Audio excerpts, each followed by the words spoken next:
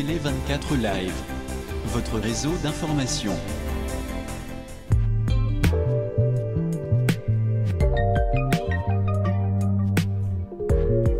Au nom de l'humanité, la République démocratique du Congo, réveille-toi avec la nouvelle génération. Le moment de ton développement est arrivé. Sans vous, l'humanité est nulle. C'est grâce à vous, cette nouvelle génération, que nous voulons tous, en plein 21e siècle, d'innover, d'exploiter l'humanité et de rendre cette humanité meilleure. Je vous souhaite tous une très bonne lecture. Votre ouvrage est sur le marché. Veuillez vous en procurer et je suis toujours là, prêt à vous servir à tout moment. Merci beaucoup et à très bientôt.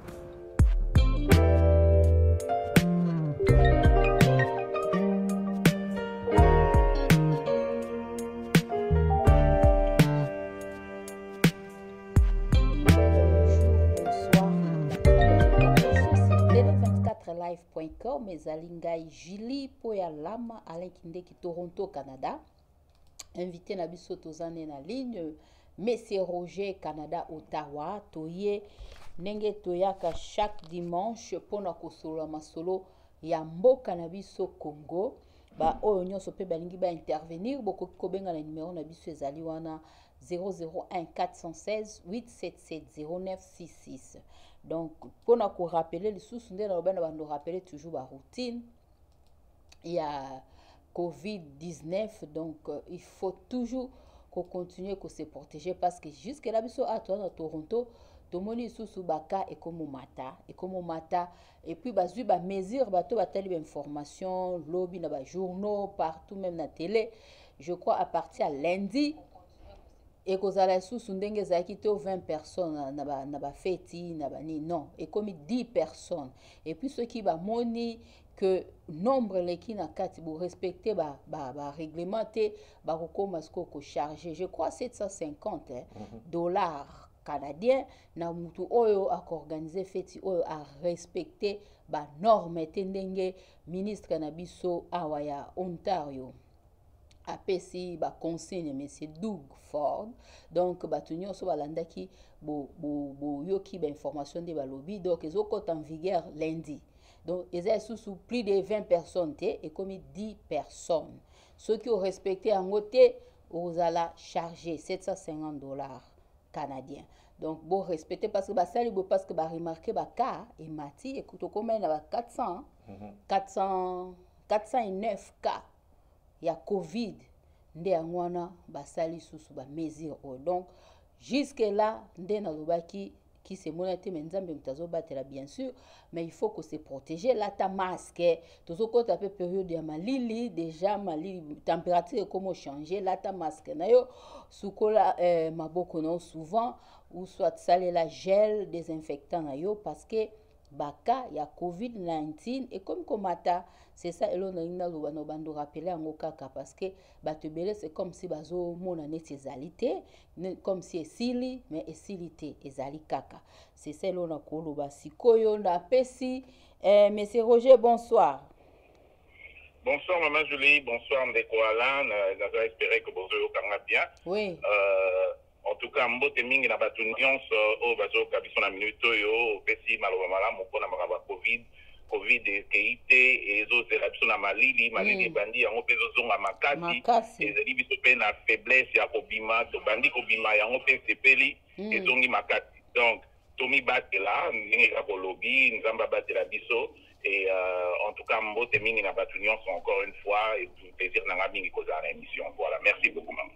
Merci Bandeko Bazo partout Espagne, merci partout Bandeko on se va partager la émission Nabiso Tanzanie, en Afrique du Sud et puis dans Mbuka Europe on a partout Bazo Nabiso.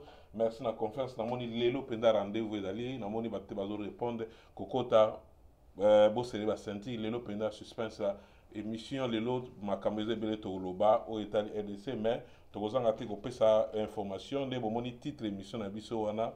Donc, tu l'as dit son économie parce que les autres la pièce ne va pas pièce sur pièce donc tu peux sabino nous aujourd'hui na Jeune Afrique qui m'a cambré Italie FCC4 finalement dévoilé quoi tu reçois dans des corrigés à omeka ko fungola na bande ko dans la téléphone ndaku bako ko benga na émission qu'on a ko intervenir na émission na biso ya lelo donc tu reçois la paix tu ba mona ki na week-end euta koleka awa suspense ekotaki tomonaki ndeko Joseph Kabila na Sénat ayaki tomonaki biso nyonso baimage etambolaki baimage mosusu oyo esalamaki bapolémique ebele esalamaki tokobeta mpe lisolo wana soki temps esalami donc ekopermettre biso te ke topesa actualité kote ya mboka Kinshasa kuna totali na bilili kuna so tobaki télé 24 toza na position te toza na elongi moko te tolataka mpona kovandela tokumisaka tosalaka topesaka bino kaka bato moko eloko ya malamu nyonso esalama na mboka Congo parce que toliaka mpe mbonga motu te télévision ezali so toliaka baoleka baoyebisa bino toza mpona kopesa information. Alors kote na RDC kuna tomonaki mama na biso Olive Lembe mama na biso RDC Olive Lembe asalaki adévoile na bata excusez-nga donc a inauguré pour le lot zama ba dévoiler za mo ebele a inauguré école o abengi na kombo ya mama Jeanne ezana kuna na monga fula banda kala oyo biloko esalamai pendate mais je pense que conscience ya bandeko et comme ça moi muke ba image bomoni wana côté ya bata monga fula lelo dimanche inauguration ya école ya kombo ya mama Jeanne côté ya mama Olive Lembe à Salaki. Alors toke côté ya parlement côté parlement to biso so député national Gary Sakata oyo asalaki mbutu muteleka ba denema makambo etalaki ndeko na biso Jamal Kabund oyo basa destitution esalamaki na parlement bino totalaki ba loi elekaki ti lelo ndeko Jamal Kabund ala ovanda ndeko Gary Sakata bino ovanda te aye susu azongi susu na proposition susu la loi a proposé makambo etali tribalisme. Boyebi biso télé 24 beti masolo ebele mamba tribalisme awa finalement ekoti bandeko ndeko asalaki loi makambo ya Jamal Kabund asali so loi akoti sango déjà balobela makambo etali tribalisme parce que mboka makambo ndenge ezokenda mpenza malamu te ndeko Gary Sakata asali susu nino alors eza pe parmi ba question na okenda ngo rapidement pona tuna pe ndeko Roger parce que zomona ka bandeko na biso FCC ndo ndirika ba baso sa ba loi et aux adopté mais bandeko baza na opposition tout mona balekaka na ba télévision koloba makambo ebele banda na opposition mutu mona na créer loi moko te o ezo sala peke et défendre makambo eta na opposition tout mona kaka ba oyo basala ba vidéo do politicien so ba komba roi des vidéos ko fingana na ba vidéo le tout mona na biso ba journaliste photo tiango biso na kati to komo yamba ba tout pona ba biloko ezanga tina député X a offert avec député Y, mais il a tout tenu bon à parlement. Ils ont pas vidéo parce que la émission té. Gary Sakata, aza député mission to ebisa ya Palou, donc aza professeur Mouné ne pe na mboka ya Belgique kuna, donc yé a monaki bien que mboka ndezo kende to beta masolo mambo etali tribalisme, ndeko mo aleka ki jumso abenga lobi, ndeko ale makambo bino wolobaka aza apparemment eza na kinte. Ba mona on dirait ceux qui ba kinda kin biso zo ba natif akin, to botama na kin. Tous les parents na kin ezate so okenda kin ozi mo information côté mobo ozongi biso mosu tozanga bato tokoza information et pourtant télé 24 tous bato siro to travail pour nous avoir information au pesa bino ndeko na boya ki ania ki mamba tribalisme ezate lelo na parlement bazo voter loi pour ceux qui peut temps ezwami to mona pe ndeko mabunda akenda ko mona bandeko na côté ya quartier babenga na paka juma biso to na paka juma bato bazala kuna mingi za bandeko na biso Équateur baza kuna déplacement mama mabuda kene kuna akene osoma masoloni parce que toujours masolo ebele sima ya ba discours ya kene osala kuna ezalaki côté akene pe ko se défendre lelo nde ba komi ko attaquer tout le monde to lobaki de nouvelle mission wa ba injure ba insulte na basi na Congo surtout mama na biso tango ba tchaki na parlement to se peut-être bien Congo et comme lelo ko kanisa basi bazala pe na tête mboka pourquoi pas lobby bazala na président de la République opinion mutu soko accepter en tema oza libre ya ko zapper de tout monde na bandeko mususu akoti na émission so accepter abimi na ye ça sert à rien ko finga bleti mama na biso wana ba injure azwaki lelo bandeko so ba journaliste mususu ba sai ba défendre ba ju ba problème sérieux tout le monde ba menace ça ti ba kende ba menacer bandeko ba journaliste parce que bazo défendre biso toza pona opesa bino information eza ba place mususu ba accès bino boza nango akota te to luka mutu aza mieux placé aleka aya ote ya bino. Alors tokene directement ndeko Roger ndeko nazalo lobama kapitali le député honorable Gary Sakata a proposé loi mususu kuna na kati ya parlement au makabitali tribalisme ndeko Roger Baksanini numéro ya téléphone eza bandeko bazana bandako bakobenga sope pona ko intervenir ndeko Roger Marabamboka.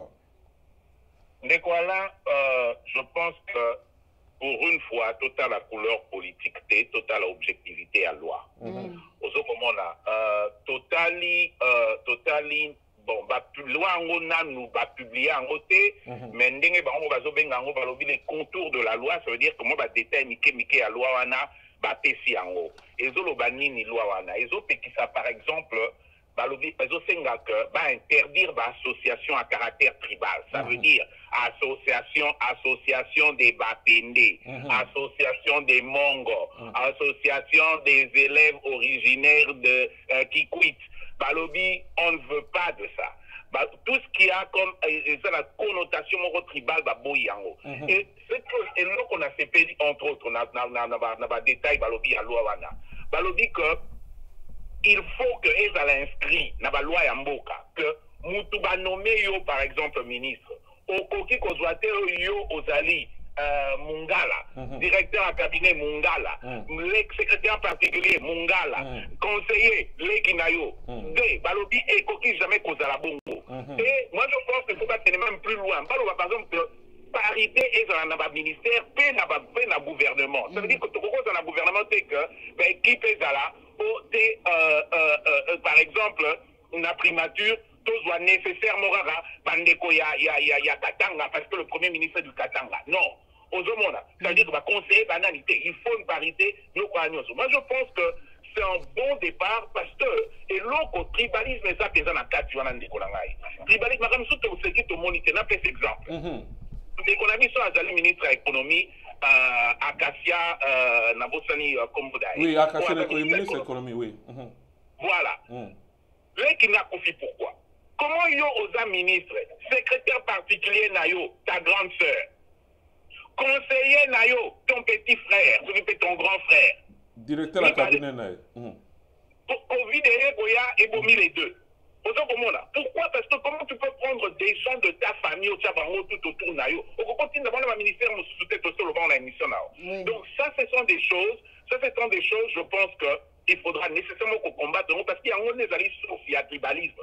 Tribalisme, il y a guerre, il y a pouvoir. Il y a guerre, il y a autorité, il y a influence et tout ce que tu veux. Mais influence, on s'exerce en Europe, il n'y a pas de cercle, il y a pouvoir. Donc, quand Ote Mouzito, Azam Moutabandundu, comme Premier ministre, au côté du gouvernement, au côté de la primature, au Talibo, 50 conseillers, il y a Kouilou. Ça ne marche pas comme ça. On ne doit pas accepter ça. Il n'y a pas de chose, par exemple, quand on a vu Sofachi, c'est incroyable. Toutes les fois, ils voyagent 90% de Moko.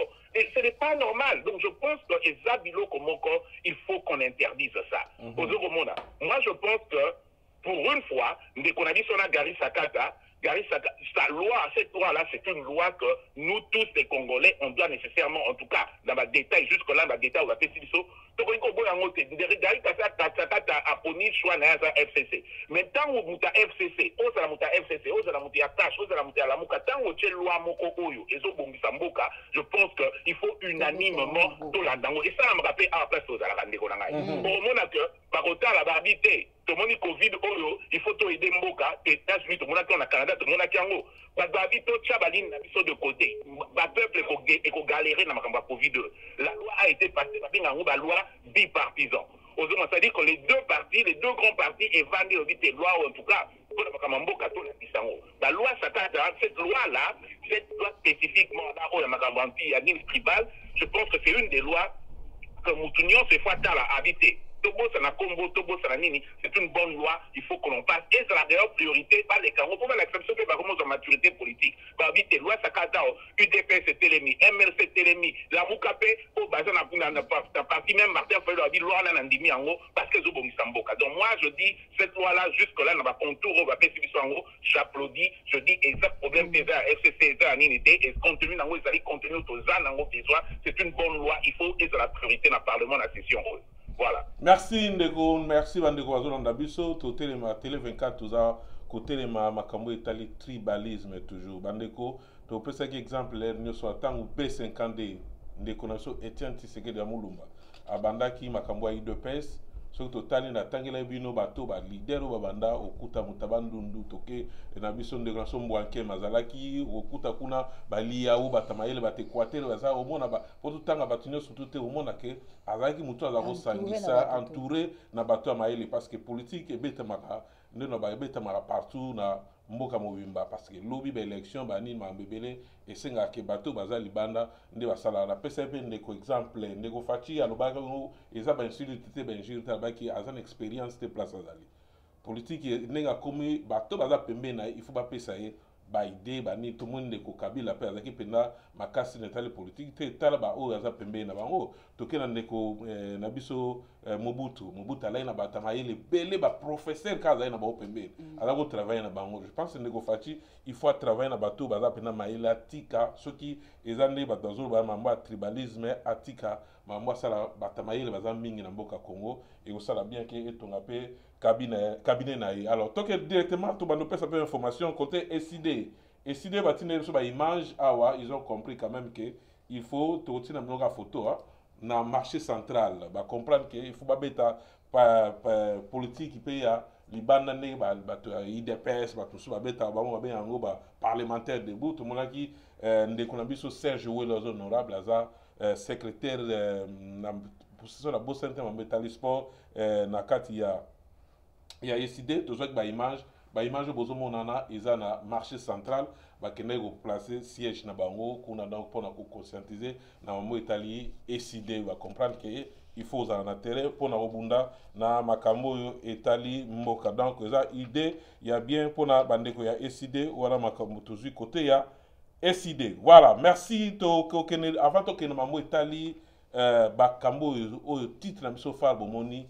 ya akbakor oyo ndeko nemi et puis mais pourquoi parce que to kene goluka tina Jeune Afrique alors to consulter que ndeko na so Roger pour expliquer biso mais polémique aux opposés na sorti ya ndeko na biso Kabila. Je pense que ba chaîne belé ba ndeko belé ba lobby ba interprétation pe ça belé de temps peu ça ndeko Roger et réjouit bien ngam na omeka ko balancer moi ba image totale image on appelle ça polémique pourquoi banda lobby na ba ndeko belé mais bato ba Joseph Kabila azeli ka momo pourquoi parce que Sénat banda ko siéger parlement banda ko siéger pourquoi aponi tant oyo abima apparition na et ça la ba polémique sali lelo to yebi pe coalition on ande zo kende bena malamu te ata bon ba mascara ezebele to pesa ndeko Roger nan maloba ndeko Roger ndeko Rais bamo bambenge Rais Kabange abimeli biso na sortie ya Sénat premier sortie ya Sénat Salamaki son na bosante na le 12 son na bosante datite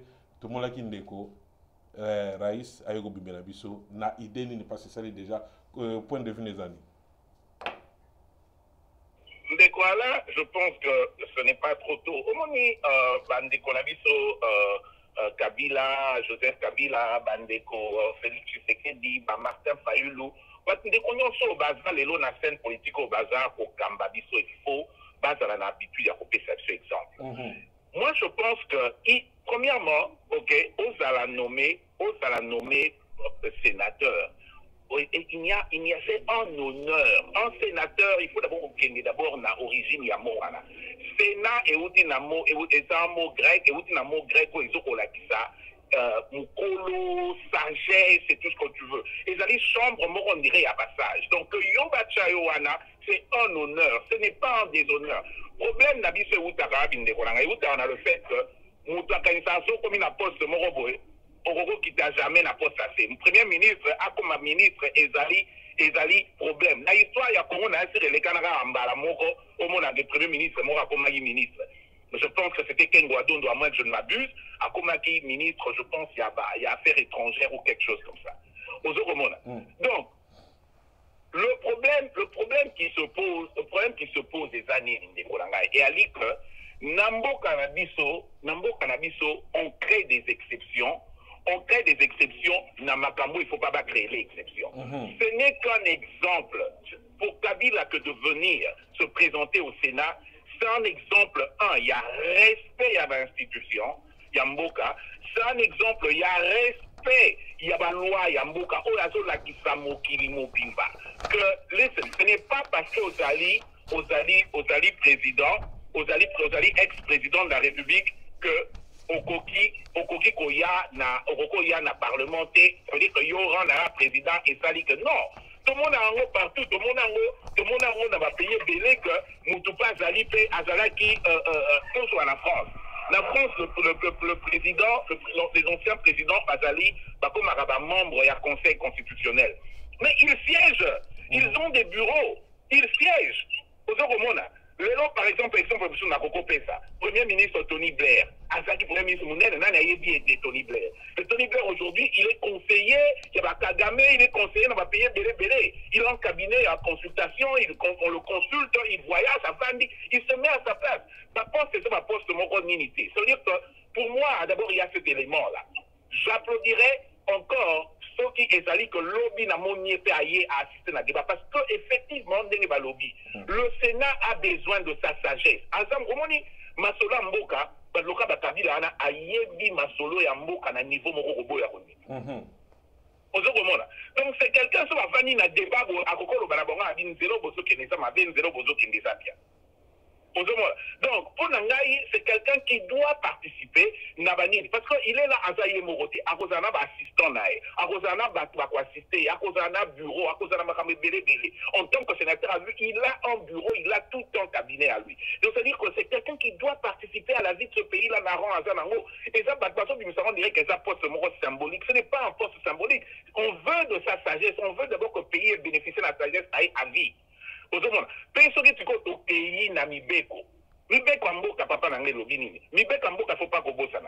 existe un règlement d'ordre intérieur, il y a Sénat. Règlement d'ordre intérieur, il y a Sénat, et ça n'est une loi.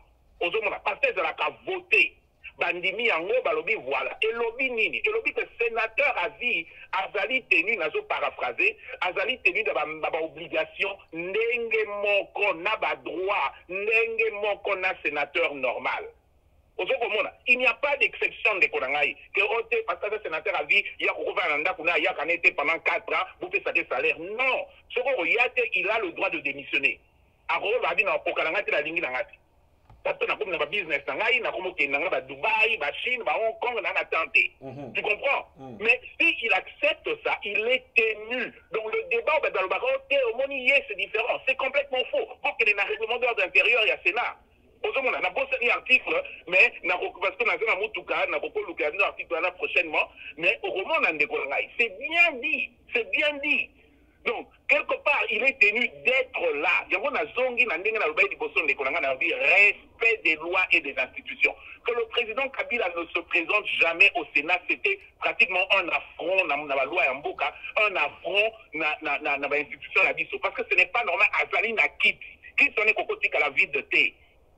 Donc, parce que il y a un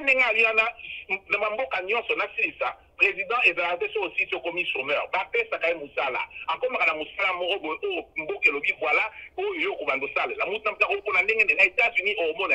La France, on est au monde, on va créer la fondation, la fondation, mais comment ça, Madame Bélé, Fondation Clinton, Madame Bélé. En France, par exemple, Zali Kibakomaka, membre de la Conseil constitutionnel. Donc, quelque part, il doit travailler. Ce n'est pas que tel Sandi va faire ce titre au Vandio Communo Enjoy. Non. Donc, pour Nangaï, je veux vraiment que Ndekoladiso, président Kabila, a continué pour sa population. La génération future. Quel est l'exemple qu'on veut donner à nos générations futures? C'est ça la vraie question. Donc, pour moi, il faut nécessairement qu'on continue. Aussi la cise, après sa sagesse, après sa maïlo azanango, il y a ceux qui ont 18 ans de pouvoir. Pour payer, profiter dans l'eau, évoluer. Voilà. Ndeko Rocher, Bazolo a déjà qui est un remplacement pour Ndeko Tambo dans la tête parce que on a qu'un empêchement ou bien un problème avec le président de la République, le président Sénat a remplacé, Mirmi les bandits déjà, parce que Bazo retour déjà pour tout le monde, FCC, Balobi, Eza, les Kambarobo, Balsoute, Eza, les Kambo, et à refonder, mais Ndeko Kabila, Azozonga na politique retour à la politique nae a remplacé ndeko tambo mamba pona na cas problème ça mi ndeko fachi pona remplacer d'autres le bela mamba destitution ndeko là au moni problème ça boy il y a les lois mais il y a aussi les coutumes les coutumes pas coutume au yabiso OK ba coutume ezali makambo ça makameko mamate OK il faut que zonga na origine ya likambo que y a komaka ancien président komaka sénateur à vie et outi na Italie tout copier parce qu'il y a rien qu'on a inventé de konangai on n'a rien inventé au moins dans la télévision dans les réseaux sociaux ils comprennent pas souvent de quoi ils parlent. Le problème c'est ces signes de konangai dans le but de ndeko ba commentaire mais dans le mingi na mandeko FCC béré ba loba makam béré que le président Kabila devienne président à vie, ce n'est pas une nouveauté internationale, non. Nous, on l'a copié de l'Italie. Alors, il est sénateur à vie, ok, mais la coutume fait qu'il ne dirige pas le Sénat. Parce que la coutume fait qu'il ne dirige pas le Sénat du tout. Ce n'est pas que, c'est-à-dire qu'au fait, il y a un rôle, je dirais, il y a unité nationale. Parce que le président rassemble, reflète l'unité nationale. C'est-à-dire que il y a voté pour la FCC. Non, il y a il faut que la paix entre les partis. C'est-à-dire que l'amour que l'obibo, cache l'obibo, ni l'obibo, il y a le sage est en train de parler.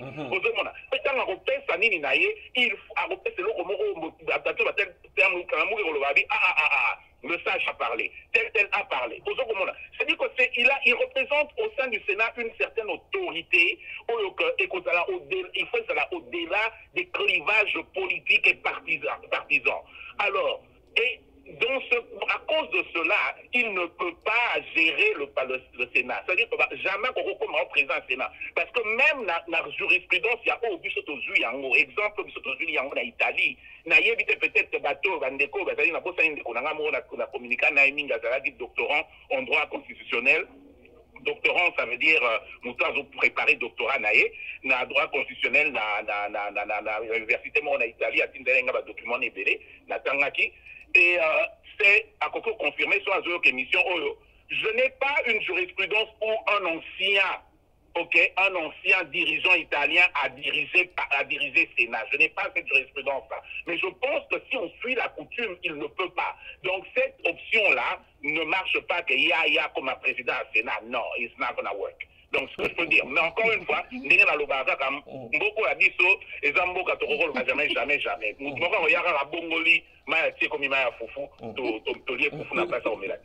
Voilà, merci. Est-ce que l'OESO prévoit Nini? Est-ce que Ndeko a sa président de la République passe dans la ligne ou explique, ou peut s'explication, madame, pour tout ce qui ça débat le l'OESO le bala, Namboga Mso Congo. Président, à un exercice à Longwe. L'élection est à Longwe, le président Fachi Azali. Est-ce que Ndeko Kabila Kogo est sous-président de la République? Papa Nangaï, Omoni, la constitution congolaise, parce que la constitution mongolaise va le baraki zoba, dans le sens que bazui, au moins on a dit zoba kala, azui koto, azui koto, asangisi ba morceau ba wax belé asali yango bimi kitoko. Ok, périodement comme un peu la mode ba chemise à kisoba. Le problème c'est ceci, notre constitution est une constitution qui a été un mélange de beaucoup de choses aux hormonales. Ce qui fait que même quand on doit s'en tenir, c'est pendant le balingala. Même quand il faut toquer la jurisprudence, tu vas rater jurisprudence, tu dois appliquer. C'est un monde, le professeur Mbata, il y a sa constitutionnelle, il y a un seul constitutionnel à Congo, il y a tout ça qu'on va constitutionnel à Paris. Bon, tout le monde, Mbata, par exemple, à un point de vue naïe, ok, au Rolanda, des experts en droit, comme par exemple le professeur Nyabirungu, qui étant professeur en droit pénal, mais à sa expertise, ma casse, na droit constitutionnel, côté Bafundouar était fait mako. Par contre, ça avait point de vue Moussoussou. Parce qu'en fait, la jurisprudence est bien posée batté wapi.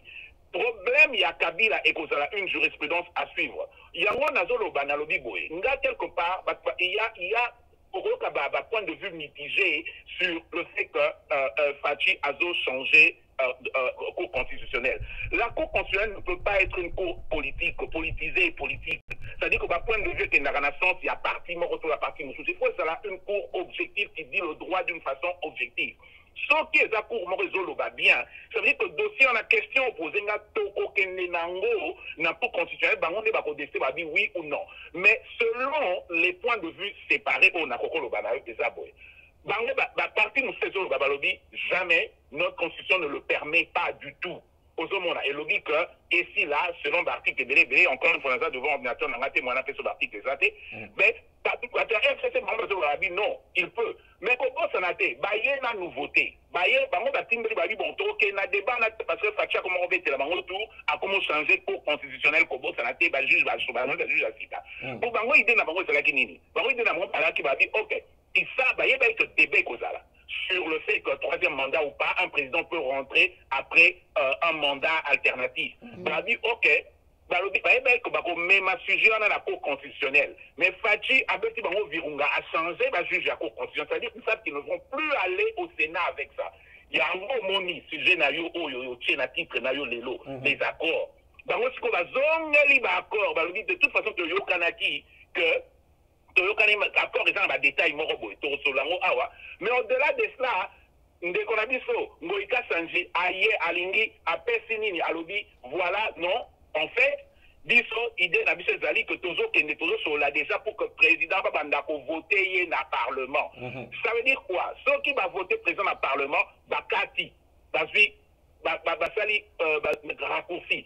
On n'a plus besoin de passer par la Cour constitutionnelle parce que c'est un nouveau mandat, c'est une nouvelle loi, c'est une nouvelle constitution. Là, il n'y a plus de limite. Et la jurisprudence, généralement, dans tous les pays qui votent le président au Parlement ou le chef du gouvernement au Parlement, il n'y a pas de limite de mandat. Tokoko soit Allemagne, Tokoko soit même pas la mission à Premier ministre, Tokoko soit Angola, Tokoko va payer belé et ça a la limite à mandater. Il y a un gros moni bango balodi, ok, ça veut dire que Tokoko est dans un ndenge voilà. Donc, quelque part, il y a tout ce débat, là, il y a beaucoup de jeux politiques et tout ça là pour que tout comme on a fait que Kabila a en 2023. Et là, on a collé merci Ndeko Roger, merci Ndeko Hollande, Bazo Landabiso, merci na Maroc, Bazo Landabiso Kuna, merci beaucoup pour la partage de la vidéo. Merci Belé, Mama Obaksini pour la mambuto. Le président besoin de makambo série. Na gobande mais c'est Roger Ndalobi que jamais c'est loi na biso na coutume na que mais c'est le Kabila akoko zonga kozana sénateur donc a dirigé Sénat. Mais quand on abîmé qui wana, c'est vrai qu'il faut avoir l'exemplaire. Mais er abîmé quand batu déjà basi baloba ki keza sini moko malamte, eza lokola nganga ye moko ya koti na kati ya terrain. Nde batu balobi babi donc match e ko baluka mabe. Na ebité parce que yo mo mese rojo lobi ni ke mboka na biso za na ba constitution ba loi nango za ko ba kizoba zoba. Lobo ko la mukalelo lobi ba changer. C'est ça nde omoni batu bazana inquiétude que ndenge zawana ndenge ya bimi boye na kati ya terrain ezaka nganga akoti na kati ya terrain match baby. Allô? Oui maman, na yo kindengo lobby, mais to lo baboye, OK? Ezali, en fait, on a lobby kizobazoba, na lobby en termes ya consommation ko ezana ngo consommation ko ya bongo. Non. Dans le dit que c'est un mélange, il y a la constitution belé, c'est-à-dire que basé constitution va détail la constitution française, basé Makamouna Belgique, basé au Abisso Moro à Congo en fonction de la réalité Nabisso. Basé, on a fait cet exemple là, par exemple Makamouya, sénateur à vie, on est aussi en Italie. Donc, ils ont un mélange, basé à parti, il y a un moment où ils ont créé des valeurs en français en tout cohérenté. Oui. Ça ne crée pas en tout cohérence, c'est-à-dire qu'un ensemble qui fonctionne d'une façon mécanique, les autres fonctionnent dans donc ça n'a pas de débat, parce que c'est ça le problème de notre constitution. On a voulu, et sans compter le fait que quelque part il fallait faire plaisir à certaines personnes, donc on a certaines personnes qui étaient à l'époque très influentes et tout ça. Donc, ceux qui basent, on va faire sur mesure sur certains. Et ça, le constitution belé, ça va beaucoup trop beau. Avec le temps, ça va changer. Avec le temps, ça va belé changer. Donc, nandenge na zolobe là, et dans la sens où yango na lobby boy que, je pense que il faudra si ko toze là. Ndenge nini bango bakokendele ba jeu politique ba combat politique comme belé au moni lelo ba FCC ba ko beta masolo na bango ya ate balingi que ba voter président na parlement balingi parce qu'ils ont compris quelque part qu'au fait même on peut pas changer cette loi là la Cour constitutionnelle on a espéré que pour valider position na bango ya que le troisième mandat peut se faire par Kabila risque de ne pas le faire parce que la Cour constitutionnelle a été changée. Ok, alors ils se disent bon, pour sécurité, mais est-ce qu'il y aura un changement à la Constitution? Je ne pense pas. Parce que pour qu'il y ait des articles aussi forts que ça pour que ça change en haut, je pense que quelque part, on espère quand même qu'il y aura un genre de référendum ou quelque chose comme ça populaire pour que le peuple dise ou pas. Merci. Tout le monde côté la rentrée parlementaire, nabiso, sénateur, parlementaire, mais tout le monde qui côté à FCC toujours l'organisation, on a l'objet à cette langue, on a autant le banamakambu, ou italien de connaissance garis à Katazamuta FCC, kaka yem tu a proposé la loi, ou ça l'a acquis, et ça l'a changement. Côté à opposition, bandeko basate, Isaka Bozucha Mouté, mais pas Nego Félix à dissous de parlement quand des besoins obésani, parce que la loi bien bozale kuna pour défendre quand même opposition malgré vos minorités kuna. Tout le monde côté à FCC bandeko. Coordonnateur ya FCC ndeko Nemi avant rentrer au parlementaire à 5 segi ba député nyo surtout ba sénateur nyo so avant rentrer salama masolo seulement ba comprendre le faut beta masolo wiklo yango lelo ba bazo ganga parce que beta c'était Michel Lekebela parce que na comment obenga même mission to sala ngolo kwa mo ba professionnel tout ça là to beta c'était l'air nyo so ndeko fachi muto bato baza simana la population au cas bakoko ideo na makambo ni salama na élection ti lelo bakora ta moko e banarate mais lelo to komo mona ba secret comme ngobima parce que lelo bakomo mona pouvoir pe et lobi na ngonde ko na biso oyo ndeko comme ekiminge goya alors baki pouvoir eza lokola mwasi basimisa ngote pour mutu ça koti na pouvoir comme yo kabilenge wana nyo surtout poison sango eza pasi mingi ndenge ba de ko na biso ya FCC ba comme ko réclamer que o ba solo la ki na ba o bande ko ba so yoka parce que les lots comme on a information par tout le bango quand même par information et des bamo ba lobi ke ba zo rango poto lande bande ko ba ba parler matin debout ba zo ba information n'est pas ya président bango ya IDPS ou bien secrétaire na bango to monde ko moko arleki e pas ndeko na biso na pesimo te ya émission bosola politique ndeko sango alobi ke ba information o bango ba lobaka ba zo rango et pas ba président na bango. Donc, si on est sur le kaka, ate salami te to yebi ke parlement debout, o tu ba yisa biso yuta kana parti za susu makambo ya bangote. Bandeko ya pa ba nini ya ndeko na biso FCC ba sangala ki, ba solo la ki o solo ba to yebi te mais ba y a de minimi quand même que bandeko ba komi ko réclamer o ba solo la ki pe ba bimisi o yo ba solo la ki ba parmi ba koro ba salaki ndeko fachi na ndeko Kabila. Alors, on peut s'appeler de corriger, on peut sur temps, on peut expliquer Banamboka. Parce que les gens peuvent de corriger, parce que dans un article, on a de corriger à Tindele Kingawa, et ça n'a pas de corriger en Afrique, parce que les Congolais sont comme un pièce sur pièce. Et ça, sous tout le bandé, Bamsubasa, Guinea, et à lobby, pro OI, Azo Kanisa, à l'ingé Bartinio, son amboka Bakalsa Ningwana. Biso to tanga au moins, dans un article de corriger à Tindele Nga, en Afrique, et ça parmi les journal, source aussi. Ou et pesa ba information ndeko Roger et nini susu et baby cat entre ndeko bandeko FCC na cash bazo mona susu clair te na mamu etali ba partage et puis na mamu et sali ba akoro ba yokanaki malbambo ko to peso pendant au meko pandela la société ndeko ala d'abord il faut que na historique ya les solo et dimi wapi Borolingi sangai nazo conduire na GPS nangai et retient peut-être makele les autres bazebi la songi à place nazo kende. Alors problème est outil wapi.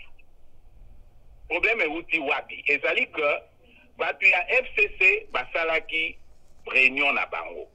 Basali réunion balobi que fallait bakutana pour ba préparer ndenge makambo ezo sarama na ndenge bango ba préparer rentrée parlementaire.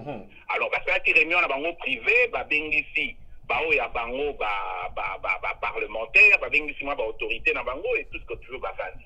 Mutazwaki maloba na réunion ane ya Lindeko Nemi Milano. Tango ya zi maloba alobi boy.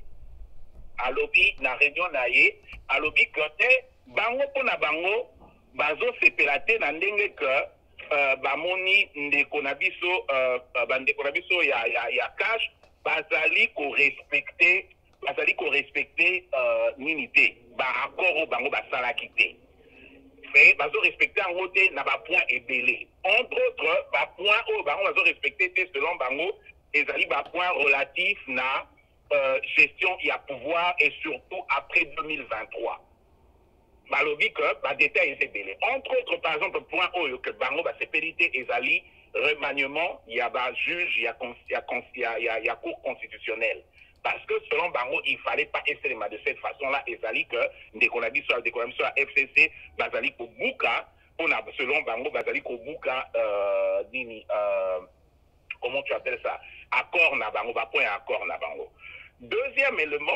élément ezali que bazolo bate balobi te bango bayokanaki que na 2023 pouvoir il fallait ezongela FCC selon accord na bango ça c'est qui parle ezali Nemi Milanywa ou azali coordonnateur ya FCC alobi que bayokanaki bongo et selon ndenge makambo ezokende bazomona on dirait que FCC eko respecté elingi ko plutôt cash ezo respecté cash ezo respecté maloba anate o bango bayokanaki que bango bakozonga na façon nini bakozongela na ndenge masolo ndenge bimi na CC balobi que bayokanaki que cash eko supporter eko pesa support na bango na candidat ya FCC mais tozonga na maloba ya ndeko na biso Ngoi Kasa ntango bapozaki ntango babingisi makambo na ye ya est-ce que bino mpona makambo bavote mutu na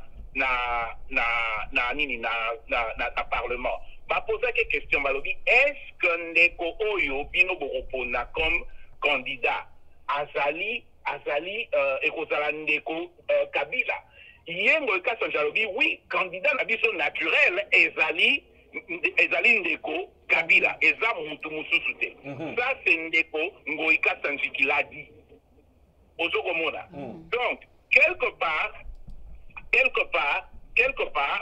il y a cet arrangement là que bango bayokanaki donc bango balobi que pona bango on dirait que ndeko na biso Fachi azali te na volonté ya ko respecter nini wana donc natiki na maloba côté wana comme ça yo poser une question sur na ko évoluer na merci voilà ba question est belle penda opposer parce que lelo to bundani lelo le ba conflit côté belé avant tout que on a mamba corto mais gana ozonga parce que lelo to yebi ke élection les kama na mboka na Congo ndeko loger parce que na ndenge makambo ezoloba ma ndeko na parce que justice pende za ba mboka ya solo ba malobo ezoloba ma côté coordinateur négociation Nehemi oye makambo bayokanaki basalaki boye donc apparemment tozomona nde élection malamu pende salama na mboka na Congo te parce que somme élection esalamaki eza mamba koyokana te eza mutu asali manda na ye esili toke susi na élection ndenge elekaki donc makambo toyokaka ke élection mpe eleka na mboka te na bato bazo réclamer ke bayokanaki te na bato oyo bango baza na pouvoir bazolinga te justice na mboka ndeko et justice ezosenga nini na ba situation tozala nango lelo na mboka ndeko allons bandela motuna nao pardon avec un peu distrait voilà makambo ezoto elobama batu lelo na mboka bakabani lelo ba tribalisme ekoti ya makasi na kati ya mboka na mambo etali ba élection legai na mboka na ba mboka malamu ba élection so elekai pe na malamu te na batu baza na pouvoir na batu bazo réclamer je pense que justice ezaka na eloko esengaka mpona ko départager batu wana maloba mboka. Oui, c'est vrai. Justice, Namboka ozo kambama normalement. Mboka o ba loi est normal. OK, évidemment, c'est la justice qui n'aime te rokata makamwane golobalobi. Voilà, on pense que makambozo mema bozo mango boye que soit loi il faut loi ezo senga boye, ezo senga boye. Mais dans le contexte congolais, la façon dont les choses se passent, évidemment maintenant tozali na situation moko, on se rend compte finalement que eza bongoté parce que et comme la justice a été tellement instrumentalisée, a été tellement politisée que finalement on ne sait pas quelle est cette justice là dont on parle, comment est-ce que justice est requise. Ndenge na pese exemple de na bibo ba il faut bando changer voilà on s'en a été na pese exemple ok kobosana te maloba ba audio bimaki ya ndeko na biso ministre Mende oyo azoloba lobi que te pona ye bakoki kotelema te pona parce que bajuge wana bajuge oyo babengani bazali bajuge ya Kabila, ok donc bakoki kosala makambo bango basalaki te abandon ba quelque part pour dire on a des juges à nous qui nous supportent et on a des juges qui ne sont pas à nous. Mais une justice ne peut pas être comme ça, surtout pas dans la Cour constitutionnelle. Parce que il faut le droit d'une façon objective. Et si on le droit d'une façon objective, il se pose un problème. Donc, la situation en justice, pour nous répondre à la question, c'est une situation assez compliquée qui fait que on ne sait même pas. On ne sait même pas se fier à cette justice-là. Au moins, le problème est allé. Le problème est Mboka et Zalakasoki, justice va perdre confiance dans la justice. Le problème du Congo, entre autres, c'est ça. Donc, quand tu me poses la question sur la justice, je vais te dire, malheureusement, on est dans une situation où que la justice, elle est tellement inféodée. Malheureusement, point de vue politique, il y a un été à Ezali qu'on dirait qu'on est Fachi, il n'est pas comme il peut au Bendapé, dra côté naïf pour que justice est comme un aillé. Donc, ça, c'est selon certaines personnes. Donc, finalement, tu vas être au Kendewapi et la justice, mais ça, quand on a moutou, il y a un juge qui faut battre l'objectif. Mais surtout, l'élection, là, vous prenez seulement dans Mboka.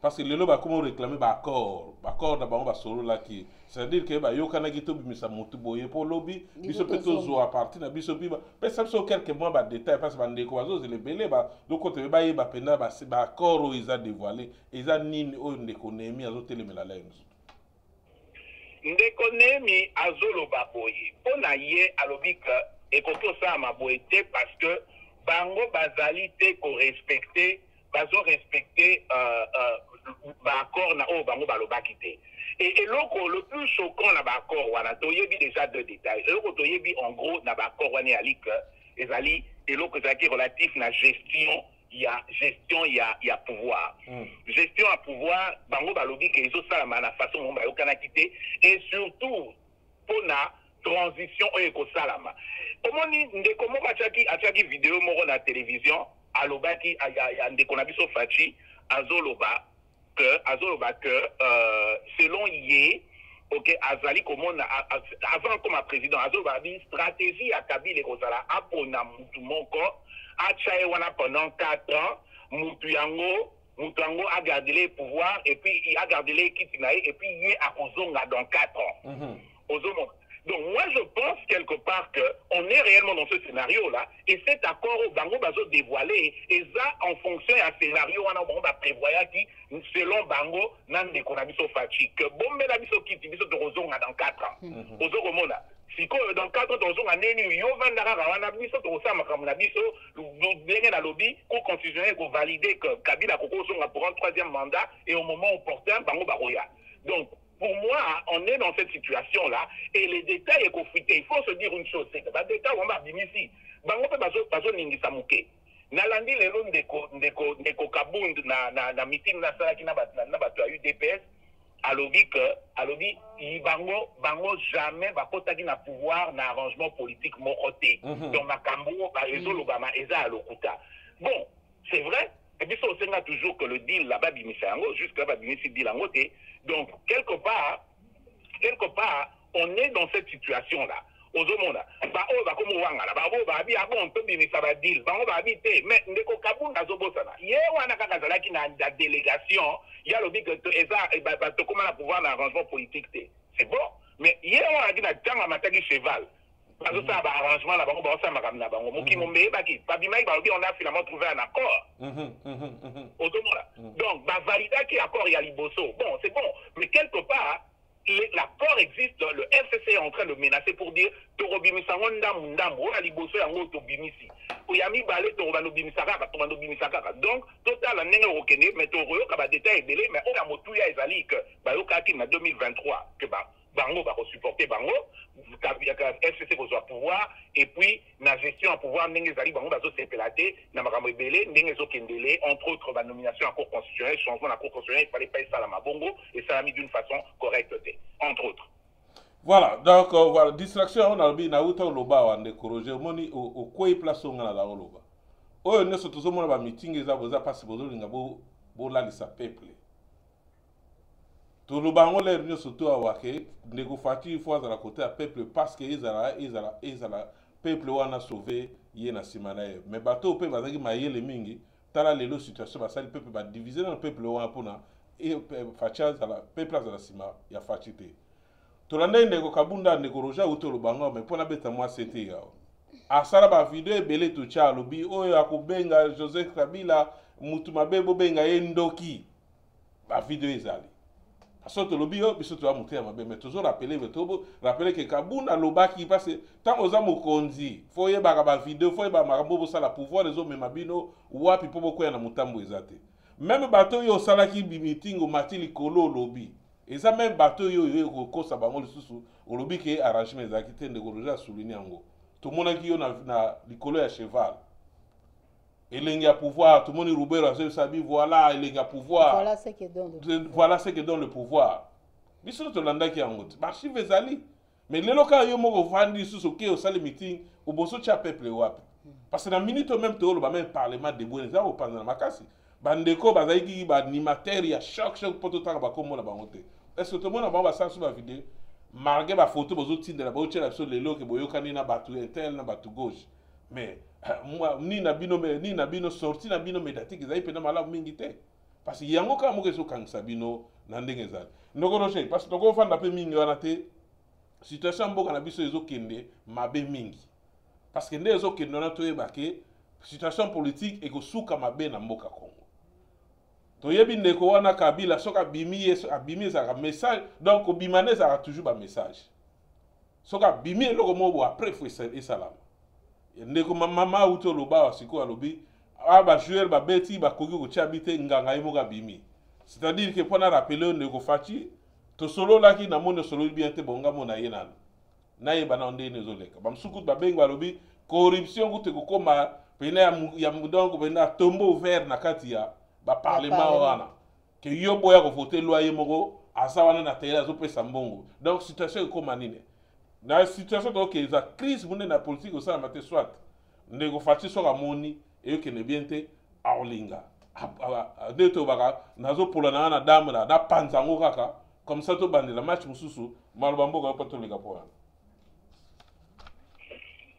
ndeko ala eza vraiment ndengo lobby eza na sens que finalement on va assister à une situation il y a comment je peux dire eza neti que bras de fer aux homona et ça bras de fer moko entre ndeko Fachi na ndenge ya linga memela makambo na bandeko mususu na ndenge balinga memela makambo momoni malheureusement ngala kolo belo moko. Le pouvoir, il y a une façon d'avoir le pouvoir et de le garder. Aux hommes, pouvoir où est ça la magana arrangement, où est ça la magato yokana, ce qui va élection où est ça la magana d'une façon tout à fait normale, ça veut dire que on n'a pas besoin, il y a des conabis la FCC pour que Fachi a comme un pouvoir. On aurait que Fachi a gagné normalement a gagné.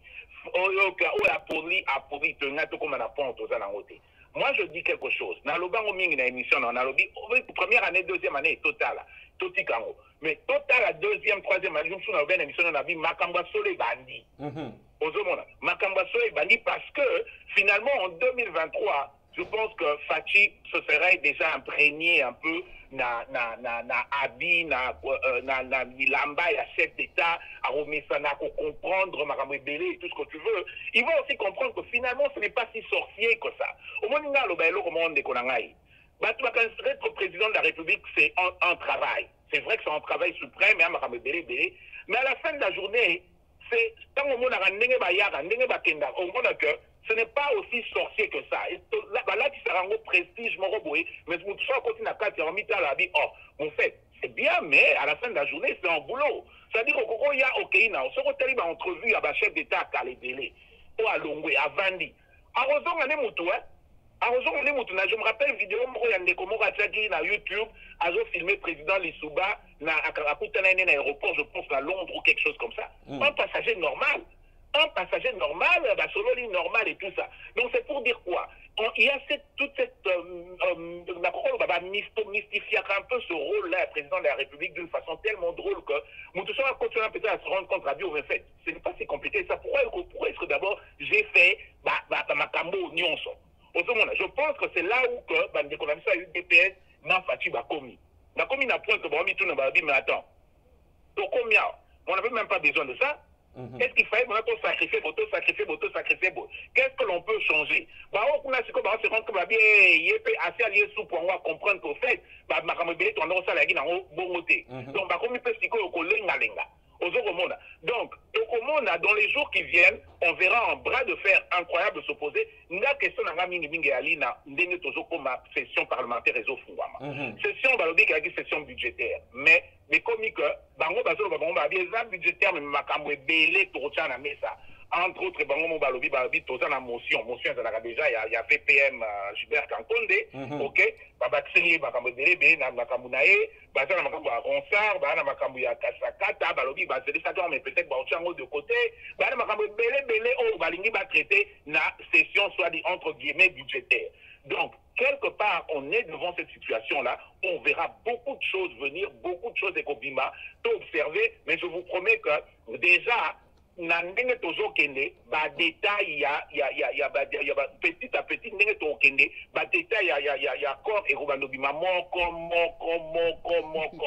Est-ce que, n'importe wana toroyoka bakobimisa biso ba résultat bureau par bureau vote par vote toyebite total ndenge kokende mais bango balobi que on dirait comme la posture moko tout accord sur la table tokobimisa nango à compte goutte de malem et badobima voilà après en plus toyebi pe lelo soki alalo ba ordre du jour so baliba pour na bango na bango majorité bakoya na sinini ordre koleka bango ka ba majorité ils sont très dangereux en plus na baksan de goroger tout ça pour ça que politique Afrique ya lokwa ba politique na biso ils ont tout kelende to baka to na molengi ndeko moko aza parmi ba ndeko ba parlementaire de bois lobi to kanga ba on article 70 to ko sala boy mais to bossa que na Afrique to yebi ba président africain ne bazali et puis to yebi Kabila zui pouvoir wana nini Kabila zaki rebelle a comité a combiné za moto ya za mingi mandoki quelque part de to yiba pouvoir Afrique ne ezalaka to taliba guerre salama ya lisuba na ndeko na biso sasu o mona mwana nde eleka le temps bino ba okene na ba système auto okene na ngoba na boite lelo to lo baké ba démocratie ou bien ni ezali to landela ndenge mibeko mogele est ce que ndeko Kabila akokene na mibeko wana tina suka to yiba président africain nde bazalaka parce que tant yé bilo wana nyoso ya sala on a défi moko na Congo tant bino bo ba mikolo wana ye akuvio abungi sugi comme belé abimé bino la te bino tenir ba soda ayo pe bino message que naza soda na otika la soda suite nango to yeba makamno seleka lelo oyo question nanga yango po to si ça fait mission na bandeko ebele ba Holanda biso est-ce que ndeko Kabila akokende na makambo ndezo kende parce que yé ne ozana apparemment on dirait dans la lobby lokoté selon net yé ba biloko ba sortir à sali wana zinga saliso ke ngai nanu na lobby eloko mongo te est-ce que toza sila ko soumettre na makambo ba loi ya mboka ezali ko senga pona avancement mboka ba mboka pour tous ndeko ala ndenge na loba toujours na émission na yo et na landaki dernièrement la seule candidate na 2018 ya mwasi ndeko na biso maman Marie je pense que c'est Marie Jeanne je pense il faut oui alobaki loko moko alobi mboka o échanger c'est le peuple qui doit s'investir et alikambo ya volonté à Kabila te et alikambo ya volonté à Tchifachi te et alikambo ya volonté à Lamuka te et alikambo ya Yonangai te. OK, c'est le peuple ndenge papa Chicha Lobal, on doit se prendre en charge. Un pays où le peuple ne se prend pas en charge, c'est un peuple, c'est un pays qui ne fonctionne pas. On a ndeko nanga na moni on a Biélorussie, na mona ngol lelo mikolo na Biélorussie. Na Biélorussie to zomona nini ba sali élection président a gagné soki oté 88%, soki 98%. Peuple bi abord zela. Bazot azokanga batu mais bango bazana rue. chaque jour baza na rue bamboko to ali lelo pourquoi est-ce que basakana na loi te parce que soko meki d'abord ba institution vanda tellement que au monde na mundele nyonso manzela Benoît ah non et tout ce que tu veux lobby ba ko ningisa kala kaka ba black lives matter ni bazo ningisa ba ningisa États-Unis ala donc pas comme à niveau ya lingana qui s'armée akiti armée na ba place mususu parce que ba okite ba bi soki meki makamso yo ke tout le monde et bazo zélé na ba élection donc le peuple à la fin de la journée en démocratie c'est le peuple qui fonctionne. Mais peuple en bokaboli peuple en au Congo bokaboli peuple lelo peuple a comme réclamer ba tribune na ye mutramtamo réclamer quoi na ye parce que peuple en a bozala ni ndé tout le monde aux États-Unis pour na ba sa question la question. Non, on a raison. Mais au moins, le problème, c'est justement l'éducation politique. Il y a peuple par la partie politique. Je pense qu'on a pas entre Zanango, le peuple. Je crois qu'on doit arrêter de politiser le peuple. Le peuple doit plutôt se prendre en charge à partir du mouvement citoyen. Les mouvements citoyens, pour la poste, pour la bien-être commun. Ozomona muto azana mouvement citoyen lobby a comme ministre azana na mouvement citoyen té ozomona parce que le rôle est activisme est politique c'est un té activiste ayaka abundia et on est dit le tolonga to soki Tchebe a comme ministre quelque part il y a droit de l'homme mais là aussi maté parce que le rôle de Tchebe ce n'est pas de venir ezalaki comme ministre té ezalaki abundela la droit de l'homme ozomona. Donc, c'est ça, il y a un autre dit que les peuples, la population, les jeunes doivent adhérer à des mouvements sociaux, à des mouvements citoyens. Mais quand un parti politique, tous les là-bas, on n'a pas de vote.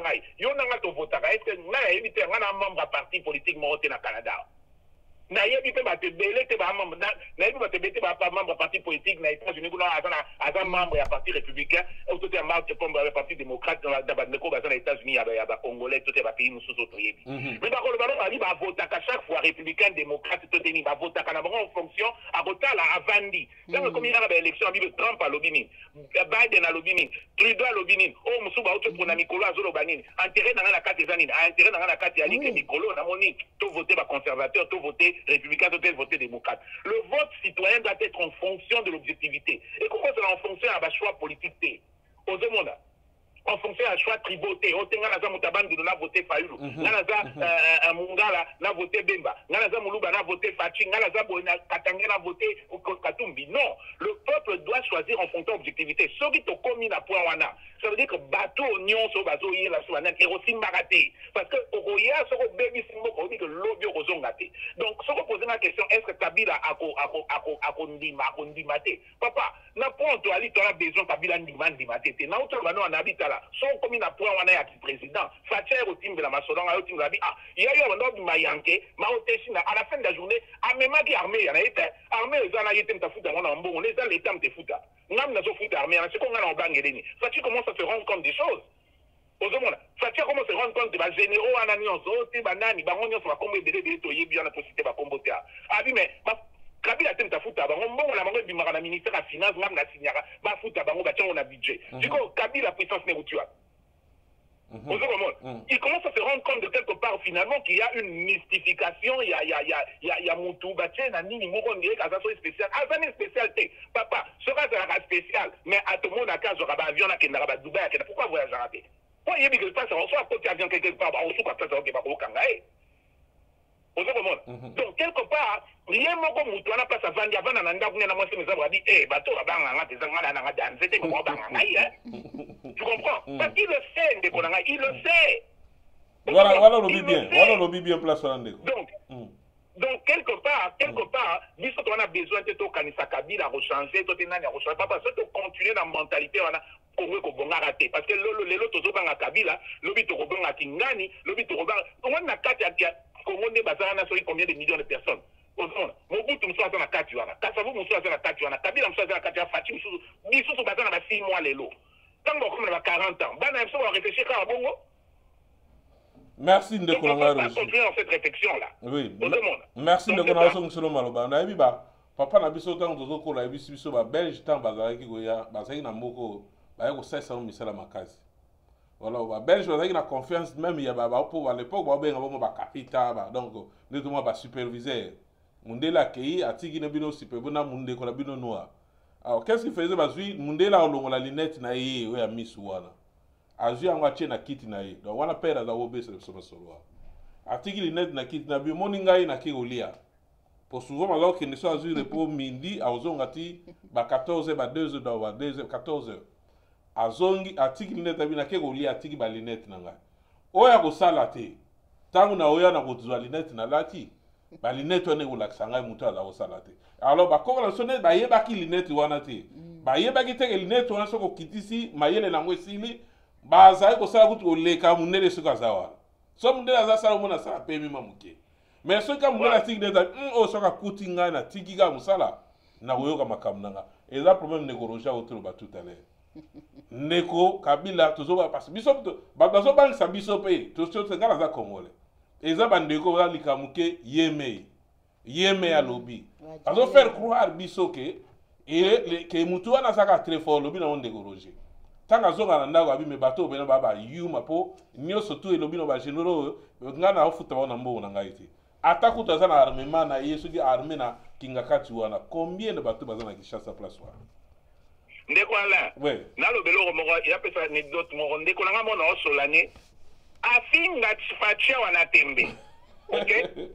Mais so lingo ote o mani asanga lobi o Kabila ngana golo mokamba Kabila te o boka nanga bi donc yo fatia za président zo banga fatia to zo finga mais Kabila président to zo banga c'est quoi cette histoire? Normalement il faut banga mutana pouvoir yo zo banga mutana pouvoir te mo banga mutalongo de pouvoir. C'est pour te dire quoi? Tola qui ça m'endengo lobi anecdote ya linette ya mundele. Tola qui ça ba te loko moko bazana ngote. Ozomona.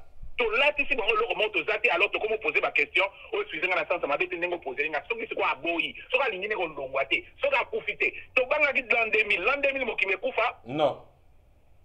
Parce que tellement beaucoup pour aller na Sénat on dirait que c'est quelque chose d'extraordinaire. C'est pas quelque chose d'extraordinaire, il doit être là. Na ba sénateur bango moko ba professeur d'université ba professeur à droit misu appelle ça la cour na ba université ba sénateur ba yebi qui doit être là mais ba mona on dirait il est là donc on s'azo boucaner mon beko bino bozo mona ngopé normal mutu pas été na télévision non il n'a pas besoin d'être là c'est quoi un sénateur poani.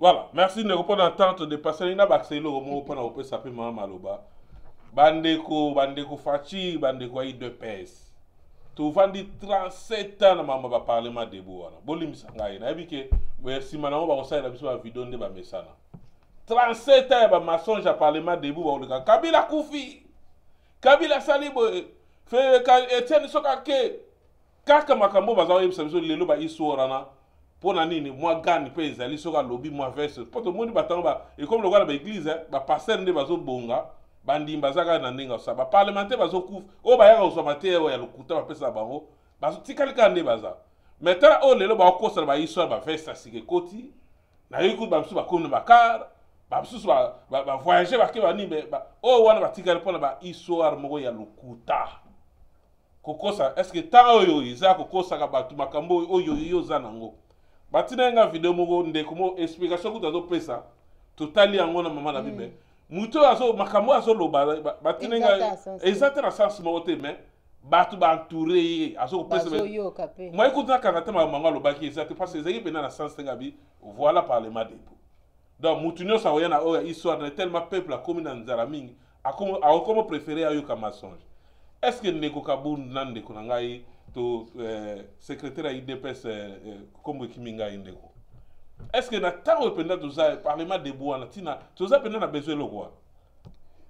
Parti mon nena le la IDPS ta ba comme go isolant na mambo etali tribalisme. Ka bato tozo finga FCC ta ba on ka mpe ba sele biso loi pour na hotel milango. Alors IDPS ezaki parti mon na minute za parti eza munene zo sala face contre ba kutu da ba FCC wana nyoso même pepe de kuta hotel maté. Parce que toyebi bata pepe de ba ya rapport moyena nini na ba réunion na bango wana. Mais IDPS ba biso to le ka ba limité wana to ya na iloko mo ya volonté mama vani na lemba wana asoya wana na volonté asongi pa yoki ayoki ko pesa beaucoup ko luka ndenge ya ko enseigner ce ko peuple te pour peuple wana ayeba quand même makambo azo kende lobi na monde ko Roger ke to mona kwa Kabila soki avani ka ba bimisi ba bambu suse bimi na poche papa bomina bato ba pembena eloko ezana mutu na biso ba africain yango wana na mutu to mona ba généraux mususu ba yoka nzapa soki na ba komo mususu na tanga te pona oleze ba famille mususu te mais tango ka mwa bana 17 bayaki ba komba mineno isalaka ba zing zong ozo ba généraux so aleki ondire aleki kutuna mubutu na cortège to suka ba na Congo eza même sujet toujours ba ana na télé 24 sozo la poba betela o maboko ba kumisa président mogo soki parti mogo biso to la ta couleur ninte s'il s'agit de l'obéla to conscientiser peuple congolais aye belo oni to sala to lembi ba émission wana ya ko sala mutu a préféré émission ayebi ke open na ba ko sanga yo sala mana ngote mais faut mona bato ba vanda ba yo comme émission wana parce que ni bazo kumisa soit fachi soit bazo kumisa mbemba ou bien bazo kumisa ndego fayo papa mboka kozanga mboka eza pasia botala bakambelega na Israël kana mwa terrain botala nde bakufa mais biso nzambe apesi so chance mboka tala ndenge bazosaka na biso na mboka wana mais to yepeke muto na ba congolais baza sima ba ke muto abomi na biso mboka penza etambolite 32 ans tondima mobuta ke oya abomi so pe 18 ans to yebike asali rien mais tozo luka zonga soko tozo luka zonga po abongisela biso mboka obie pa bebisela biso mboka parce que bamboka mususu pena bo dirige ndengwana na nde na yeba ndeko na barabu ozonga soutien et puis vous à l'aise mususu to komona ba senero o bina bolo ba facha salarié akangi muta soki DGM soki o chef frère bani mais papa batango akanga bango lelo lobi ba misi bango est-ce ba futa ba conseil pa bima bazo zonga sa bambongo ba yibi facha zo kanga bien sûr mais batona be bazo bima bambongo zo zonga ba mususu ba lobi ba fi covid ba komi na centre nganda bambongo ba yiba ki wana ba 57 ba mususu ba bi kutu plus de 400 millions soki kombe est-ce que bazongi siango lobi pe ba obima o bo akangaki mutu boy général o Numbi au monité bo check mo ba longolé mais qu'est-ce qu'ils ont fait le général Numbi azana yiwana to yebi mambo eleka beaucoup mo kangela so kutu pona temps faute de temps et que beaucoup mo kangela so ba innocent ba Christian mais Christian batindaki ye po bom akanga aboma mutu bato basala makambo wana bazali tozoke na ba spectacle kaka bakangie bolobaki fache loko te nazomona na bata mayele bazotindelanga yo lobaki voilà maintenant oko changer boloba sumaka est-ce qu'on a besoin de tout ça soki to kanga elobi na monde écologie soki to kanga to si ça histoire au poli élection au longwe to landelo pena na ndenge solo élection au longwe to landene bo mayimboka bande ko mususu babimiso na ba parlement ba ko bimela biso te ndeko kabila penda ko mboka ndenge ke situation lelo na est eza ndenge zali ndeko fachabi bato ba oboma mboka na Congo baza na sima guerre est des Congolais ils sont là aussi situation za nengwana bino bo ela so fachi beto entre ta koto Congo ba ndeko na biso to kabane to zaki na force mo poto dili to sala ke mboka neke na mate five ba combattant lelo bo komina boniye ba ba musalo lo ba papa ba combattant batambo na malili ndaye mo facha tambola na biso na ba malili lelo wiki ataba ba sala ngelo te to ngatu mais ka Congo tout ça quand même d'accord wana za bandeko ba ndibiso merci ndeko Isha Luzaya de so landa biso télé 24 botika la bomona biso to kolata elongi ya parti mokote ya mutu moto to vanto ça la gejalelo ndeko Rocha yebiso to PC sujet so ndeko ezabo sali la biso passer tout ça la couleur na émission si s'agit à Mbemba to kolobela si s'agit à Martin Fayulu to kovanda to kolo pour nous passer information, tu passes information à mon livre, école, les salami pour la bana, bac classe. C'est ça le autre luka, botonga la bisonne namboka, liban namboka te. Tu l'as bien haut, tu as un cas, un frère, tu as ce que tu lis, bah on la vidéo, bah on l'a. Tu comme na osuka maman va taper sa Roger Maloba, osuka. Ngala na lobaka, babiloko nyonso to loba na débit, ba makamba ba corps, ba nini, to loba kike ekosuka raka, ndenge bandi ko kende. Mais ya motu ezaka que eloko o eza intérêt mboka nde yango nde biso tokolanda so eza intérêt mboka te ça ne vaut pas la peine de monsieur Roger lobi ba mouvement citoyen nde il faut nde batu vraiment ba s'adhérer na yango parce que so totalement ba politicien au moins na suka yango ba déception ba makambo belé ezo salima OM suba peuple bazo sepelate et puis ya motu na obeta setende ngolo makambo ba ya ba kokosa batu ba information le kuta eleki tellement mingi au moins mutu aye azwi sujet na moko boye aye akomisa on peut ya solo bokendo vérifier boye eza ngo ndenge wana te donc il faut batu ba vérifier ba information parce que ba information mingi batu bazo pesa même na ba parlement debu wana eza le kuta eloko mona talaki boye oyo ya ndeko moko ayaki azoko finga président disons Martin Fayulu ayena ba photo ba nini na sepela une émission en ati mais ya lobby a silisi batu babimisi pe ba photo ya mais c'est Martin Fayulu parce que ya finga ke kaza Martin Fayulu aza mutamboka biso te aza congolais te tout mais na sima nango ba photo ebimi.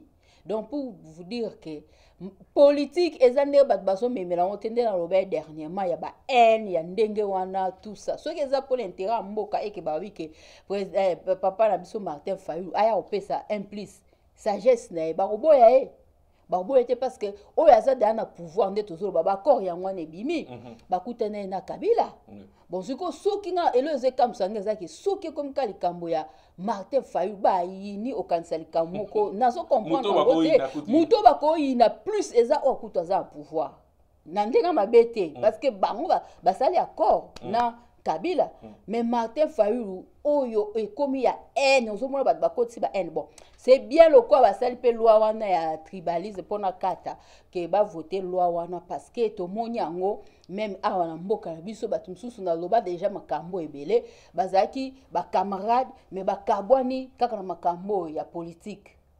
Donc un ekoti même ti na biso na ba milliers na biso awo mona mutu oya ekolo songolo pona bango baza na pouvoir alingi suko sentir ba tekolo ote to lobi makambo na mingi c'est bien le kola ba voter loi nga loba so eza pour intérêt ya mboka loi wana eza malamu c'est mieux basala ngo parce que ekozala pour intérêt ya mboka na biso parce que comme trop c'est trop baza vraiment ko nde baloba awa ko se baser l'intérêt ya mboka te. Baza plus que se baser dans le fanatisme, bazo se baser plus dans l'intérêt personnel. Mais l'intérêt au Congo, ce que tu bien, ils ont côté na ba politicien même na ba parlement debout na autozomo na ba tebele bazo sala de l'autre kolo bakana ba tout ba congolais tout c'est vrai ba tebele ba lembi au moins ba mboka ngo comme ba ise mais batu ba été ba continuer ka ba combattant nyonso ba bunda malgré ba reconnaître que na bango ba combattant te biso tout otambola ba malili nga ba changa kuna journal ya Toronto Star ba changa na malili na lali so 30 degrés tozo ke ko bimo pona moins 30 degrés jour ango na chapeau na nge bunga tout ça ezaki malili makasi to tambola na mboko mais lelo bandimi ba bango biso te za problème te to continuer ka kolinga mboka na biso ba mouvement citoyen ezali nde monsieur Roger azali bat ba s'adhérer kuna bazali belé pour osala nini ko réveiller conscience ya bato bazolanda biso ba peuple o baza surtout na mboka na biso. Merci de Roger to suksi lilo basuka na bato pe balandi biso belé partout hein bandeko. Merci la confiance bozo pesa biso soki le candidat numéro de téléphone biso zawana réaction tu reçois numéro tu reçois message na yo to l'exemple peut direct neza boye. Bato pe balandi yo osali réaction na mais to comme il pona le to comme na suka de Roger pona conclure au lobby. Non, je pense que Ndenga Mama Lobby, Ndenga pour Lobby, moi personnellement, na Lobby boy que pour ça là, pour s'intéresser à la politique en Boka, ils ont un membre et à parti. Moto membre à parti politique, ils ont moto à poursuivre gestion politique en Boka, c'est-à-dire que comme un membre et à parti moko, comme un membre sympathisant, c'est bon. Mais aux gens a besoin il y a pour n'arrêter parti te ba ou ba vota Macron bazaka ba ou ba lingara Macron te ça bato bakanisa que Macron a une politique a bientôt voté mais lobby bazongi na bani na bango normal soki pe lobby pe Macron pas changer ba on peut ba voter pété yango mona ba ça cause ça qui mandat mon deuxième mandat salité parce que les gens restent objectifs en démocratie c'est ça. Ba fanatique ya ba parti te ba fanatique à parti ba Rosala ba membre à parti ba Rosala mais bazala la majorité de la population te donc on n'a tous pas besoin d'adhérer ce à quoi on doit adhérer bisonio ces ali que la loko ils ont élevé conscience ya mboka ozomona ils ont changé ma mboka d'après ça exemple là il y a ndeko maman il faut quoi aloba qui a dit la congolisation c'est-à-dire pour le changement il faut tout changer mentalité tout changer ma kambo epele bela mandeko expliquer donc pour nangai c'est vraiment ça l'idée to tala mboka na objectivité to landate to banga mutute to banga nanite kinganite mboka il faut évoluer parce que mboka ça biso kotika la seko na seko ti mokizama ko décider à bomane mokilio donc Congo ko sala kaka donc mbote binga bande ko nyonso merci beaucoup na bino nyonso et na ndenge bo kinga en tout cas merci. Merci Ndeko Roger, en tout cas merci Bandeko Balandi biso partout, merci na confiance mapé sa biso otolobi ya malamu, merci bozwango ya so otolobi mabe, bomoni ki etobeta mi libaku ndeko bolimisa biso na oyo nyonso ebimi, mais mboka zo sala pasi parce que insécurité ti lelo tozo mona ba bomi mama, mwana mateli mama na mukonga kasi ka mama na zanvi. Mais na Congo na kati na biso gouvernement room mutazolo bazati.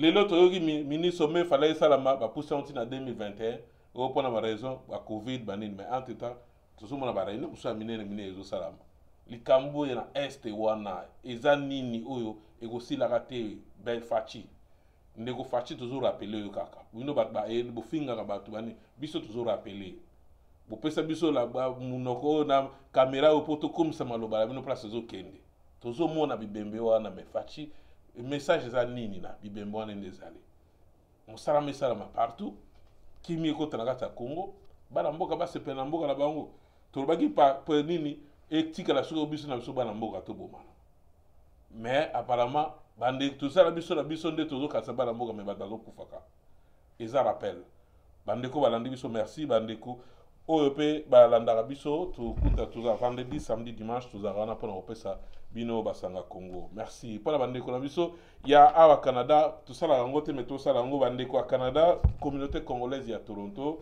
et pesa un message a bande ko na problème ya kozwa ndako bazala bazo trouver ndako te bande ko communauté ya Toronto a président benga président na bango azo kamba benga ki a pesa so message bo bazala besoin ya chambre moko e monani ezana Batos na Finch.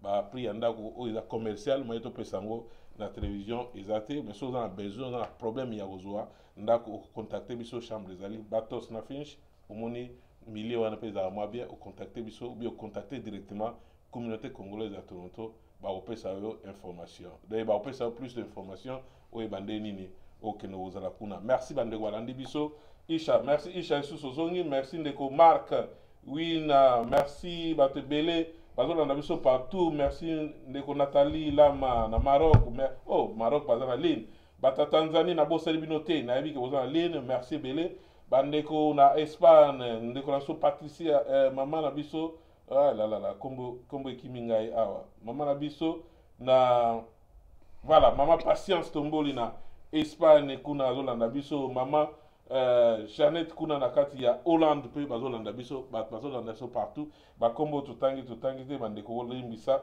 mbala sima tokotanga tokutali bongo na semaine kozala e banda semaine malamu na bino e bandi malamu totika mboka so RDC na ba prière ekene merci na Gervais Bilili merci Christelle merci na batoto alonda merci Mama Booster merci ndeko Roger pe ozala na biso tokutani bongo dimanche ezalaki bongo Alain Kindeki, émission Tokoloba, Télé 24, Toronto, Canada. Merci.